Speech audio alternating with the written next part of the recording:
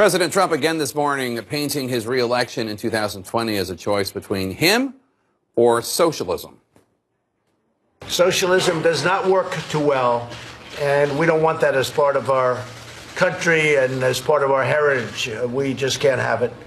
Everything would come to an end and rapidly. And 3 female freshman members, Congresswomen Ilhan Omar, Alexandria Ocasio-Cortez, and Rashida Tlaib, have brought not just gender and racial diversity to Congress, but also ideological diversity. AOC and Tlaib are self-described Democratic socialists. Now, some missteps by the 3 have generated headlines and attention from Republicans who say they're extremists. In response, Tlaib told Politico, quote, "I think the fact that somebody like myself who's a woman of color is now an equal to many of them, people are very fearful of that," unquote. CNN's Tom Foreman now takes a look at the most talked about freshman congresswomen among both Democrats and Republicans.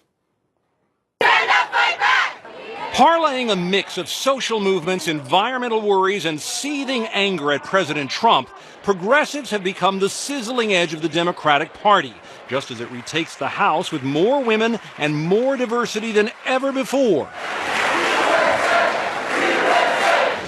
But the Republican Party is focusing energy on 3 of these freshmen for various missteps. Because we're going to go in there, we're going to impeach the motherfucker.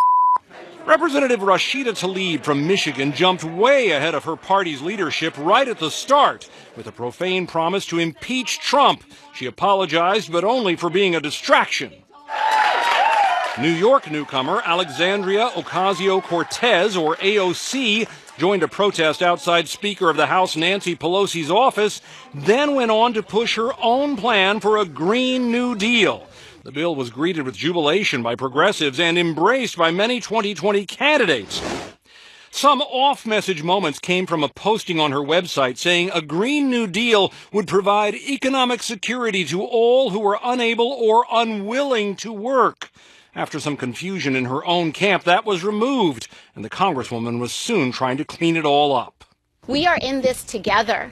We are 100% in this together. And now Minnesota's Ilhan Omar is in the hot seat for suggesting congressional support for Israel is entirely rooted in financial donations. All about the Benjamins, baby, she tweeted.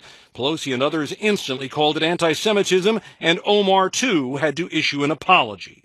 You regret your comments, Congresswoman? I'm pretty sure that was stated in my statement. Were you surprised by the criticism? Always surprised. she should resign from Congress, frankly. Eager to change the subject from the president's many missteps, less freedom, higher taxes. Republicans are using the freshman stumbles to raise money for their party and alarms about the Democrats, particularly AOC. Colin Allred and Alexandria Ocasio-Cortez are hard at work eliminating Texas energy jobs. And it has teed up what appears to be a major theme in Trump's re-election bid against any and all Democratic challengers. America will never be a socialist country. Never. Never. For some progressive Democrats, this may look just like the fight they wanted, a head-to-head, winner-take-all brawl with the old guard in both parties. But that stance is posing a serious challenge to more traditional Democrats who fear a rush to the left could leave a lot of voters stranded in the middle, voters they're sure they're going to need to beat Donald Trump in 2020. Jake? All right. Tom Foreman, thank you so much. So Politico reports that Republican lawmakers privately admit they are specifically targeting these three progressive Democrats more so than they are Speaker Pelosi. Bill, is there a risk here? I mean, all three of them are freshmen women of color. Well, but they've said things that are pretty, or introduced legislation like the Green New Deal, or said things about Jews, frankly, or certainly about Israel, that are pretty hard to defend, and I think their fellow Democrats don't want to defend. Sure, Pelosi said it was anti-Semitic. Yeah. And McConnell, well, yeah, I mean, this actual Democratic Speaker of the House said it was anti-Semitic. That's kind of a problem. Having said all that, they are only three freshman Democrats, and presumably, I mean, it'd be interesting to see how much the presidential candidates get intimidated. I think there's now huge room for someone to stand up and say, look, I respect them. It's great to have their energy, but, I'm not like them. Here's how I'd govern the country. And I think that person could get a lot of votes, even in a Democratic primary. But I don't think you even have to say that. I mean, Sherrod Brown, when asked about the Green New Deal, said, look, I'm not going to talk about every piece of legislation that's coming out. That's the way to go, right? You're not going to, don't let yourself get caught having to talk about every back and forth over every piece of legislation, because then you'll never have a chance to talk about who you are and what your vision would be. So I think that for the candidates, I think the smartest thing to do is to sort of stay away from it. I think for these three young women, though, part of the learning process, look, they bring in a lot of energy from young people. Obviously, their comfort level on social media, that is a part of life in America now, if you are of that age and younger. And some of the older folks are going to have to just get used to it. On the same side, these women are having to learn this is part of being part of a team, a legislative body where things that you say can be held against other people. And I hope they develop some sense of self-awareness about that and find a way to balance that with being true to who they are. So you mentioned Senator Sherrod Brown, another potential 2020er, not taking a position on the Green New Deal. Here's that sound.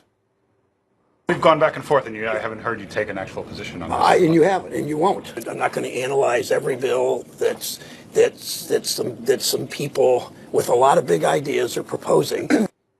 He might not have that luxury for much longer, though, because Senate Majority Leader Mitch McConnell might bring up the Green New Deal and force a vote in the Senate on it. So Sherrod Brown will have to be yay or nay.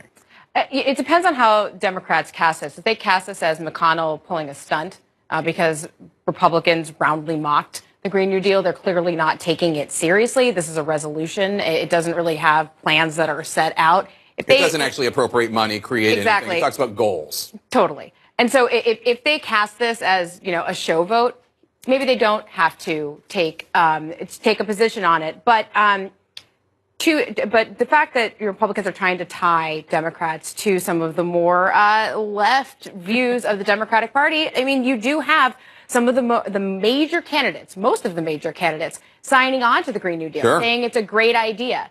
So that's something that they're going to have to balance should they end up facing off against the president. And the Trump campaign is more than happy to have that fight. They brought it up, not only Donald Trump Jr. last night, but when he introduced his father, but also the president when he got on stage, bringing up the Green New Deal, mocking it. And this is a fight that they want to have. They want to frame 2020, as Tom just showed at the end there, about socialism, saying that they essentially want to make us a socialist country and make us like Venezuela. And that's the argument that they're going to make to voters, to say that the Democrats are so far to the left that you've got to vote for us, because otherwise you're voting for people like Alexandria Ocasio-Cortez and all of these others, which Democrats like Nancy Pelosi do not want that to be the argument. And that's why they've distanced themselves from certain things that they've said. Well, it's obvious that it's going to be a tactic. But at the same time, again, I think like I said, I think for Democrats, the best thing to do is you've got to stand up and talk about what you would do as a defining.